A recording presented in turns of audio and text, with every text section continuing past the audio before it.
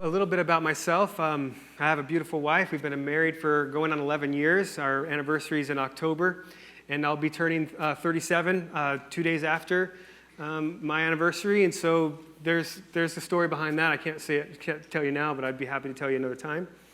And we have two beautiful little children. Hudson, he's 5, and Paisley, she's 3. And we're in a really cool season of life.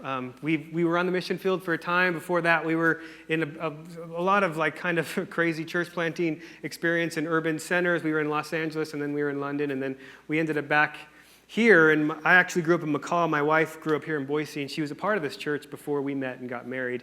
That's another story I'd love to talk to you about. But for the sake of time, that's kind of where we're at. And we're in a special season. I think it's a time for me where I'm starting to reflect a little bit on my childhood when I was young. And the reason why I'm kind of reflecting on it lately is, and it kind of goes into the topic this morning, is this question of why. It's something that my son, now that he's 5, and he's starting to think a little bit more for himself, he's starting to kind of process life a little bit. And I'm at that phase now where I'm being reminded of when I was a kid, that question that I would always ask my dad when he would say something to me or give me a command or something. And my response would always be, why? Why, Dad? Why this or why that? Or what's this for? And remember coming to the point where my dad in his frustration, in a sense, was it's just the way it is. Or, there's that thing. And I'm reminded now that I'm in his shoes. And when I'm talking to my son, I'm going through that why train myself. And there's two kind of conclusions that I've come to in that process of that sort of dialogue with my son. So, for instance, my Hudson and Paisley love to bounce on the couch. They love to stand up, especially my little girl. She loves to get up there on the armrest and just bail off onto the floor, and they like to jump over it and kind of smash into each other. And over again, I find myself saying, Hudson, Paisley, please, don't bounce on the couch right now. Please don't do that. Why? And then because I said, why? Well, because, that's a couch, and we don't bounce on couches. Why? Because we're supposed to sit on couches. That's what we do. We sit on couches. We don't bounce on them. And finally, it's just, we come to the end of that conclusion, and really the conclusion is, that's just what we do. Couches are made to sit on, so we sit on them. That's just something that we do. And that's one of the answers to that question of why. Why do we do whatever we do? It's something that we do. And there's always some story behind that. But there's another answer, and that's the answer of it's just who we are. And that kind of answer is phrased if we turn the tables a bit, and I ask my son Hudson, why do you want to bounce on the couch? Well, because it's fun. It's awesome. Because I think this is what couches are for. Why is it fun for you? And we could go on that dialogue, and eventually, if we streamed this out a lot, and he was witty enough, he'd say, because that's just who I am. I'm a kid, Dad. That's what kids do. But it's just who I am, so just let me. And then I'm reminded, this is what kids, he's a kid. This is what kids are. Part of who they are is bouncing on couches, not sitting. Part of who they are is being squirmy. It's not just unique to my son and daughter. It's unique to all children because that's the way children are. And that's the second question, answer to the question of why. It's just who I am. Why do you do this? Why do you do that? Sometimes we can get in dialogues with our spouse or friends or whatever else, and it could be something that kind of bothers them a little bit. And finally you come to that conclusion and maybe a little bit of frustration. Just look, this is just who I am. So just, come on, just accept me for who I am and let's get on with it. And that's really kind of striking at the premise of this issue of community life. Why do we gather? That's the question that we're asking as we're launching out into these groups. Because it's a good question, why? It takes time, it takes sacrifice, it cuts into our world. If we have kids and we're getting away in the middle of the week in our busy schedule and in the context that we live in, it's really, really challenging. And so why? Is it just something that we do because we're a church in the modern world and we're a big church and this is the fad and this is kind of culturally the nuance that we're to follow? It's just what we do. So we're going to launch a new season of community groups because this is just what we do, and we're going to name it something new or we're going to come up with something. The answer to the question is not, it's just what we do. The answer to the question is we gather because it is an essential quality of who we are. It's not just something that we do, but it's an essential quality of who we are. which leads to the next question: who are we? And that's another wrestling point for many of us. I've been reminded of my teenage angst years, especially yesterday. I was walking by, I think it was a high school, and the marching band was out there, and I was well into concert band. It was like my favorite thing. I was just a total band geek, and then I was a band dropout. I didn't make it, and that's another story. But I loved the drum line. It was like my favorite thing. It was just so loud and so I just loved it. And watching that just made me feel a little bit nostalgic for my youth, and just like thinking about, gosh, it really was sort of a magical time in life.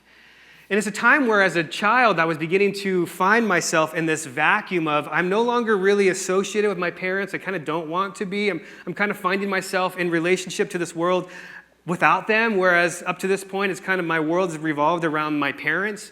And now there's this void of like, who am I? I mean, yes, I've come here, but who am I? And there's this season of angst and all the drama and all this, that season of life where we really wrestle with that question. But it's not just in our teenage years, it's in our adulthood as well. We know about the midlife crisis, or, changes of seasons, or your family moves. And at these times of pivotal points in life, we ask the question of, why am I even really doing this? And who really am I anyway? Like, what's the point of all of this? It's something that we really wrestle with in life, this question of who we are and why we do what we do. And one of the answers that I think we do, especially when we're younger, is we look into our heritage, right? We look into our history. There's a point in all of our lives where we kind of look at our family tree a little bit and try to get our heads around where we came from and our ancestors and how that sort of has been a part of development. Maybe we didn't even see or know the culture of our family or whatever else. And we dive into our heritage and answering that question of, who am I? But in the context of us as a church in this season, although the question of who am I is really important, it really moves us to a bigger question, which is, who is God? Who is God? Because if God is God and we are who we are, then we really ought to be asking that question a lot in trying to find a grounding and a bearing on who we are. I think at various times in life, every person kind of wrestles with the question of, who is God? Is there a God? Because there's got to be something more than just me. And in my pursuit of figuring out who I am, there's usually a stretching out of, well, who is God? And maybe I could find some identity in who He is. And for us as a church, this is where we can really begin to get to the heart of why we do what we do. It's not because of just a cultural thing or a season of church history, but it's really rooted in something that's very unique and characteristic of who God is Himself. And so in answering the question of why we gather, why we're here, why we're doing what we're doing, it's more than what we do as a church. It's part of something of who we are. And in answering the question of who we are, we look to none other than God Himself, who has made Himself abundantly apparent to us in an astounding way. So there's three characteristics of God that I want to focus in on, and we could go into this for the rest of our lives. In fact, thinking about John, he wrote at the end of his gospel, if we could write everything that God has done that is good in this world, if we could write it in books, the world could not contain all of the books about who God is and who He's revealed Himself to be and the wonders of this world. That's kind of how John concludes it. But for the sake of the church in this time, he writes his gospel so that the world might see the Christ. And in so seeing the Christ, they might see something about God. And in so seeing something about God, they might find out something deeply about themselves and be drawn into something greater. And so who is God? There's three things I want to point out. And the first thing we see here in John 1:1, we find God at the beginning. In the beginning was the Word, and the Word was with God, and the Word was God. He was in the beginning with God. All things were made through Him, and without Him was not anything made that was made. In Him was life, and the life was the light of men, and the light shines in the darkness, and the darkness has not overcome it. The true light, which gives light to everyone, was coming into the world. He was in the world, and the world was made through Him, yet the world did not know Him. He came to his own, and his own people did not receive him.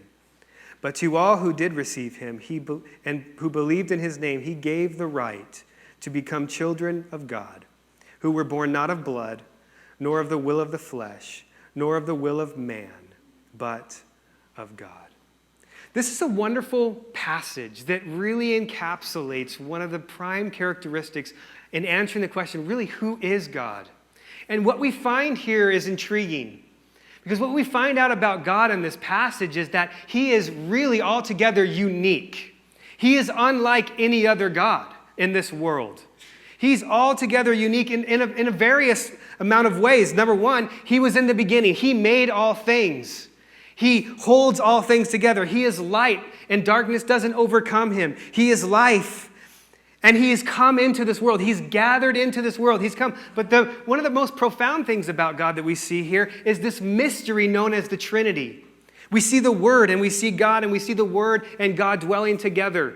We see the Spirit of God involved in this process. And we see something about the nature of God that is quite unique in the fact that he is, by nature, a community. He is three in one, the Holy Trinity, this mystery of who God is. He's whole and as one God and unified in love, but he is a loving community amongst himself. And there's something extremely unique about him in that way that's unlike any other God that we've ever known. In fact, a lot of religions in our world refute this claim of how can God be three in one? This is strange. This is bizarre. This is unique to what you Christians believe. He is a community by nature. He's a God who is not distant. You think about the Greek pantheon, or you think about gods in the religious sense, and whenever we would be asked that question, or if you were to ask someone on the street, who is God, they would usually answer the question with this distant sort of thing, or power, or whatever, but there's something that's always distant between man and God. God's up there in heaven, or he's somewhere off in the distance, and if we want to know him, we need to do something to get ourselves closer to him. But this unique God shows something altogether different. It says that he's come near, that he's gathered near to us. He's unique in the way that he made all things. He's drawn near to us. He's a community, but he's also unique in another profound way. He's totally unknown. I think that that's extremely unique in the fact that this proclamation is that he's light, he's power, he's wonder. He's come into this world, and yet the world hasn't known him. The world didn't recognize him. He's unique in that way, and I think that Paul hits the nail on the head in Athens where he's preaching to these religious people, and he says, hey, these Greeks and these Romans here in Athens, he says, I perceive that you are very religious. I can tell that you guys understand this concept of God and that you're seeking to get near to God through all these things that I see here, all these monuments and all these memorials to these various gods. And yet, I want to talk to you about this God that's unknown. And there's something unique about this unknown God. In fact, he's extremely near to you, although you don't know. And in fact, he's made all things, and he's worshipped and served not by human hands as though he needed anything, since he himself gives to all mankind life and breath and everything. And he made from one man every nation of mankind to live on all the face of the earth, having determined allotted periods and the boundaries of their dwelling place, that they should seek him and perhaps feel their way toward him and find him. Yet, he's not far. He's near. For in him we live and move and have our being. I perceive you're religious. I perceive that you see this distance, and I perceive that you're trying to get near, but I want to talk to you about the God who's unknown. And this unknown, mysterious, unique God has come near. And he's not only near, he's your maker. And he wants you to know him. And that's a wonderful truth that's unlike any other truth. And so we begin with looking at and answering the question of who is God with this response. He's unique. There's no one like him that he would gather near. Not only is he unique, but he's mysterious. And that's where we get into some of these other passages here in the Gospel of John. He's mysterious in the way that he just sort of mystifies us in every action that he does. He's always surprising us. He's always breaking our paradigms. He's always breaking our religious boxes. And we see this with the person of Jesus. What would God do if he were to show up on this planet? Most people would say he'd probably show up in pomp and ceremony. He'd probably roll into town, with everyone knowing, trumpets blasting, big parade kind of a thing. But when God comes onto the scene in John, the first thing he does is goes to an obscure wedding. That's the first thing that he does to show his glory. It's one of the signs that John points out. Here, I want to show you the glory of God. Here's the first mysterious thing that he does. He goes to a wedding. And at this wedding, he celebrates with this couple. And he's showing something about himself. He's delighting in this marriage because this marriage reveals something about his nature and what he's seeking to do. And he asks them when they run out of wine to fill these pots that represent the religious system. They were ceremonial washing pots. They weren't anything ornate. They weren't something that you would even drink out of. They were something that you would use for ceremonial purposes. And he says, fill them to the brim, which really kind of supposes that he was showing that he had come to fill this religious system to the brim, fulfill it, really. And then he turns that water into wine, which is a symbol in Scripture of joy. If you read in the Psalms, it speaks of bread God gave for strength and wine he gave for joy. These are symbols of gifts from God that point to something greater. And he comes onto the scene to show his glory, and he doesn't do it in the way that we would think. He actually does it by going to this intimate wedding and revealing something about what he's come to do, which is to celebrate, which is to bring and celebrate an intimacy, but also to bring fulfillment and also to bring joy. We go on as Jesus reveals the mystery of God and who he is in breaking every paradigm. He goes into the temple not long after this and flips all the tables, causes a scene, rebukes the religious leaders, tells them that the house of God ought to be a house of prayer, just breaking down the walls that the religious system have put up. And then he goes to this religious elite, someone who is expected to know everything about God and everything about his word, everything about his law. This man named Nicodemus comes to him. He's intrigued by Jesus, this mysterious figure. He sees something in Jesus that's drawing him out, and yet at the same time he's blowing his religious mind. And then the first thing that Jesus says to him, he doesn't even make sense to him. He says, you know what, Nicodemus? You need to be born again. And he just drops this bomb on Nicodemus. And he's just like, I came to have a religious dialogue with you. I thought you were a religious leader. And I came, and he just reveals something about the mystery of God. He says, you know what? You need to be born again. And he's just like, oh, what? He just mystifies him, humbles him. Later on, Nicodemus sees the light, but it's through this mystery of God and through this unveiling of who he is that blows his mind and humbles him and brings him to a place of gathering to him. He goes on later to give one of the most famous discourses, dialogues about worship. And you would think that he would have a workshop in the temple or something like this. If you were to ask, okay, let's say God was going to come down and teach us about worship. What do you think he would do? Well, he'd probably gather all the religious people together in a religious place and begin to expound upon what it means to worship. But God in his mystery, God in his mysterious nature blows another gasket for the minds of the religious world. He goes to an unpopular woman in the heat of the day. And not only an unpopular woman, he goes to an unpopular woman amongst a very unpopular people. In fact, the very people of his type, he was Jewish, as a rabbi, would not go. They would cross the street to keep a distance. And yet he goes to this woman and connects with her, and he tells her some very mysterious things, and he says something about worship to her in isolation, in a real sense, and he reveals something about what he's come to do, and he says, woman, believe me, the hour is coming, neither on this mountain nor in Jerusalem will you worship. I'm going to blow your mind by this. You worship what you do not know. We worship what we know, for salvation is from the Jews, but the hour is coming and is now here when all the true worshipers will worship the Father in spirit and in truth, for the Father is seeking such people to worship him. God is spirit, and those who worship him must worship in spirit and in truth. Jesus, the God-man, unfolds his mystery again in the most unlikely circumstances, just breaking down every thought and preconceived notion of how we would think God would act. He goes to this woman, he calls her out, and he draws her into a relationship. He says, come to me. And then he says, I'm coming to make worshipers not for a ritual, not for a place. I'm coming to make worshipers in the heart. I'm coming to bring something intimate. Worship is about a deep depth of relationship. Worship is about this connection that one has that is exemplified in weddings. Worship is something about a God coming to a people who would not expect him. A God coming to a people that was antagonistic towards them.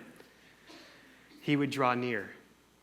You're an unwanted woman amongst an unwanted people, but I'm coming to you as a representation of who God is. And this is what God has done in our world.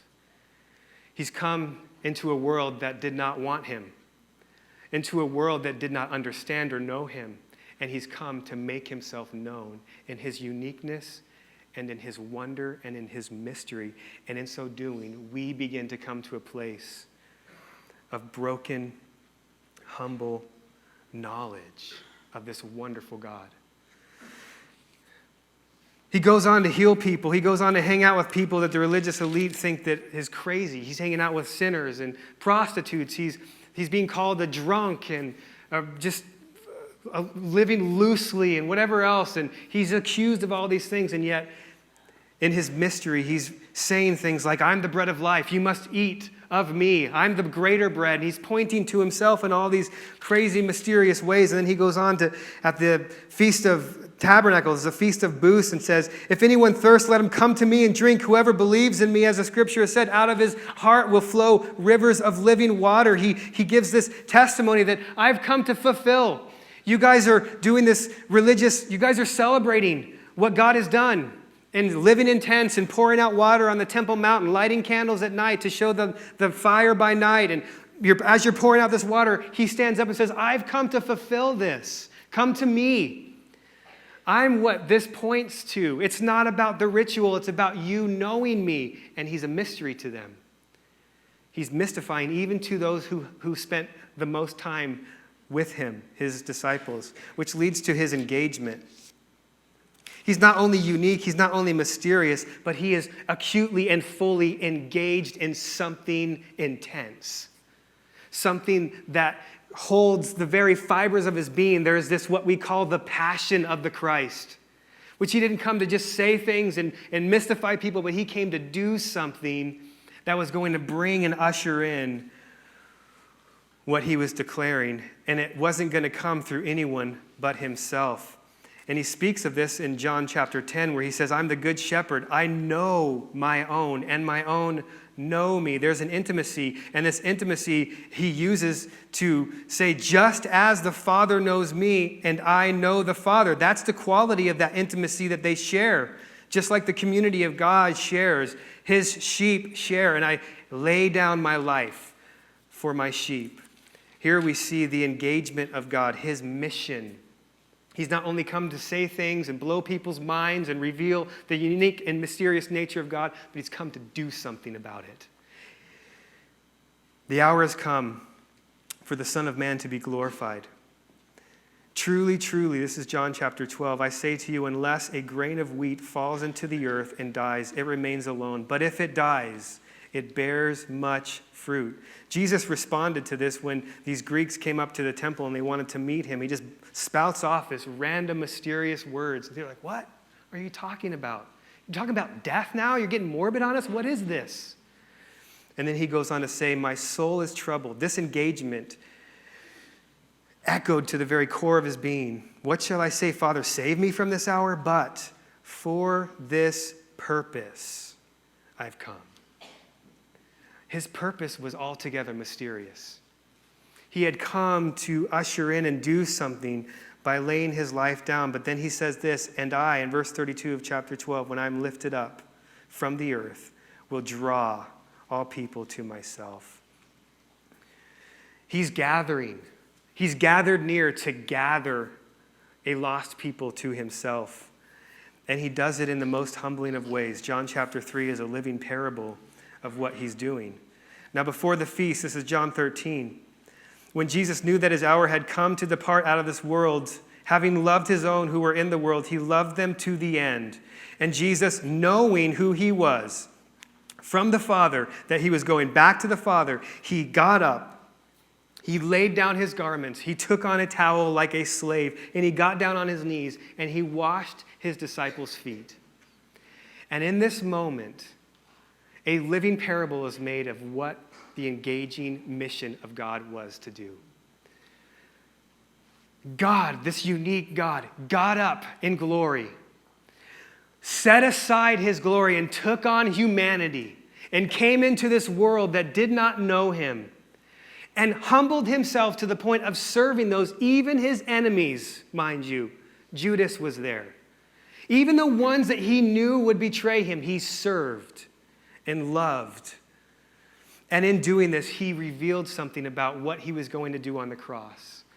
And he came against something else, which is our pride. Peter said, "You won't wash my feet. Who are you to wash my feet?" And Jesus said, "If I don't do this, you have no part. You have no share with me. What I'm doing, you don't understand. This is a mystery to you, but you will. Because it's a picture of what I'm going to do on the cross. I'm humbling myself." And in this moment, we are humbled. Because we see what it means for God to have to save us and what depths God had to go to save us. And we see something about ourselves. How desperate we are. How needy we are for life. And the only way for us to get it is for our very God to come on alongside and not only show us, but serve us. And the only way that we can have a share in his community and his family is by receiving. And we receive it by being together with him. And this is where we get to where everything changes. Because Jesus sealed this relationship when he went to the altar, like a husband goes to the altar with his spouse to be married, but his altar was the cross. And when he went to the cross, he bound himself to us and he bore our sin. He took us upon his shoulders and he cleansed us of our sin so that we could become the bride of Christ, so that we could share in the relationship that can only be revealed through what we call marriage. Marriage has been given to us as a sign and as a picture of what God has come to do, to bring us near. Not just to bring us near to himself as friends, but to bring us near to himself in oneness. Like when a husband and a bride become one, and no longer are they two, but they're one. And so we too have been married to our God through the death of Jesus, and it's been sealed and signed and delivered through the resurrection and the sending of the Holy Spirit, which has changed us altogether. And now as we gather, it doesn't only change what we do. We don't hear a message and become motivated and decide that, gosh, this thing sounds really good. I'm going to do things differently now. I'm going to start doing this church thing. I'm going to do religion. I'm going to do what the Bible says now. I've been inspired. Meeting Jesus doesn't just change what we do. He changes who we are. And suddenly everything that we do flows out of who we are by nature, and we are now by nature born again into the community of God, and by nature we are a unique people. Like God being unique, a communal God. Like God being unique, gathered into a world that's obscure and strange and almost antagonistic. We now find ourselves in relationship to God. We find who we are as a unique people, a communal people. We have been meant to be together. We have been made, born again, to be with him and subsequently with one another. And that's altogether unique. And so now, as Peter says in 1 Peter, you've been born again to a living hope through the resurrection of Christ. Now you are gathered to him as who is a living stone, rejected by men in the sight of God, chosen and precious. And you're like living stones being built up as a spiritual house, to be a holy priesthood, to offer spiritual sacrifices acceptable to God through Christ. There's something unique about the community of God, the people of God. Every tribe, tongue, and nation, every one of us in this room, we wouldn't be in the same room together if it weren't for God. There's something unique about the Christian church and how God has brought different cultures and different backgrounds and different nationalities and different tribes and all these differences that our world kind of subdivides over, and has brought us all into the same room and has made us one to such a degree as I could sit up and meet you and embrace you and feel connected to you because of who he is and because of who I now am in him. We, like God, have become unique, and we are being revealed to the world as a unique people. They find it strange that we don't meet in the way that they meet. They find it strange that we don't gather in the way that they gather. And not only are we unique, we're mysterious like God. Goes on to say, you guys are a chosen race, a royal priesthood, a holy nation, a people for his own possession, that you may proclaim the excellencies of him who called you out of darkness. We are a mystery. We, as the Christian church, as believers in Christ, break down the religious paradigms. I remember when I was inspired to go deeper into what it is to be a Christian by the writings of C.S. Lewis, when he said, look, this thing called Christianity is not what you think about religion. It's actually altogether mysterious. And the more of that mystery, the more I was drawn and wanted to see, wow, this mere Christianity is really breaking my paradigms of religion. And if you study church history, if you study movements and revivals in church history, it really is a strange thing. If you study your own life, it's a mystery. If someone were to walk in that I went to high school right now and see me standing here, they would just be like, what? Like Twilight Zone. Like, what's going on? That's Mark. I went to school. What does he do? That's the last person I would ever think that would be up there talking about the Bible. What? This is mysterious. What's happening here? It's because I'm doing life differently because I am different. We're outside the box. We're gathering to this stranger, Jesus, who is rejected by the world. We're gathered around all these paradoxical truths. And we're engaged. We're an engaged people like God. We're on mission together to gather. And the more that we gather, the more that we display not only who God is, but the more that we display who we are, because we have been made into a people of God. And by his grace, as we gather in faith, we reveal something that's called community life. We're revealing the life of what it means to be a follower of God in community, gathered together. And as we gather and worship this Jesus who served us, we find ourselves serving one another in love and sacrifice because of what he has done and because who he has made us to be, which is why Peter in 1 Peter chapter 4 says, the end of all things is at hand. Above all, love one another, show hospitality. As each has received a gift, use it to serve one another as good stewards of God's varied grace, in order that in everything God may be glorified. We've been called to come together in service, in humility, and in love, because Jesus said on that night, I'm doing this as an example. If your master has done this, then you ought to so serve one another. And in this love, the world will know that you are mine. Not because you're doing things differently, but because you are different by nature. We gather, we worship, we love, we serve as a display of being true to who we are.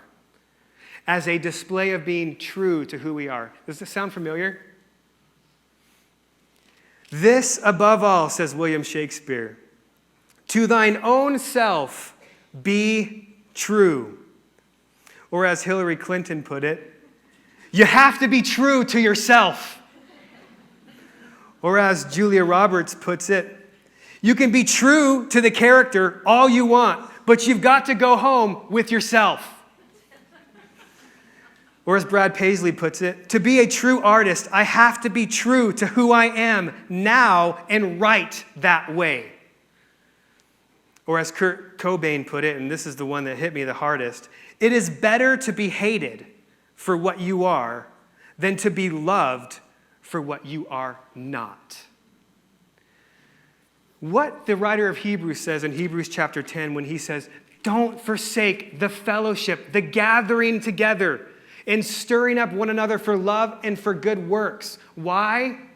Because in that context, you're finding out something about God and one another, and where you're finding yourself is near. He says, don't forsake this. Why? Because you're forsaking your very nature.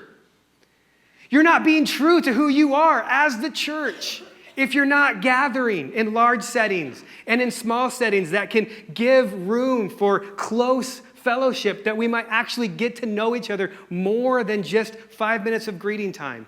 That we might be able to allow Jesus to use us to bring healing and ministry, that we might begin to wrestle with the questions of life and culture and the world that we find, that we might wrestle and discover how unique our God is. That every time we gather, we might see something of the mystery of who he is and his love for us. We don't gather to do something. We gather to be something, to be the people of God. Why? Because of who he is and what he's done that makes everything different. And when we do this and get this, something happens. Life is exposed and revealed, and this world suddenly sees, these people are being real. This is something authentic. And I think in the world that we live in today, this is what people want most. And it becomes the ground for mission, which is where we're going to go in the weeks to come, and I'll end there. Matthew Henry said, the great commentator, biblical commentator, says, it is good news, speaking of the gospel, worthy of all acceptation, and yet it is not too good to be true. May our actions, may what we do not betray who we are and reveal to the world, this church thing, it's too good to be true. All these born-again Christians going, gathering in these places, they don't seem to be holistic. We can go two ways with this. But where God wants us to go is near. And he's going to humble us. He's going to reveal something to us about his unique nature. He's going to blow our minds. He's going to break down our barriers, and he's going to draw us near.